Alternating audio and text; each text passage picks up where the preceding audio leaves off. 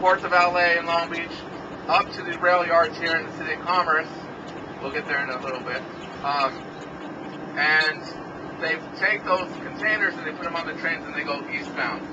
Another thing about this particular type of hub, what we call a goods movement hub, is that you have the rail yards, you have the facility or the freeway, which allows, it basically calls it the land bridge.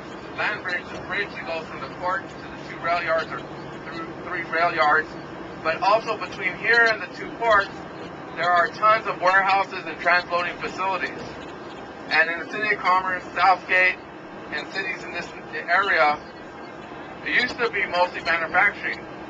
And what we've seen since the increase of international trade is that those manufacturing facilities have turned into warehouses and have created a different type of job opportunity. One of the stories I tell is I finished high school in 1986. That year I got a job at a manufacturing facility across the street from my high school. It was paying about $9.25 an hour and as a helper. I started knowing nothing as a helper.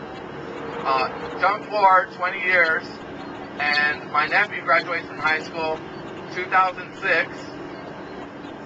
He goes to work on that same block, except for there's no manufacturing jobs. There's warehouses. And so he goes as a warehouse worker making $8.50 an hour. Wow. 20 years later.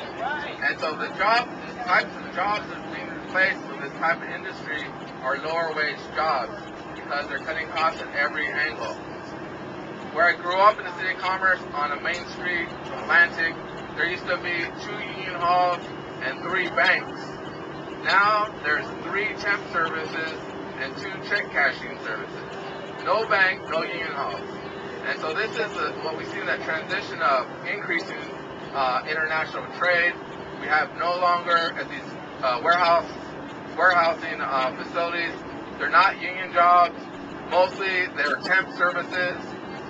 When you work a certain amount of time, they just switch out the new temp workers so that they don't have to pay them benefits or they're not full-time employees. And I know there's campaigns to unionize those jobs to make them better jobs. That's really difficult because of the temp service or temp agency kind of like model.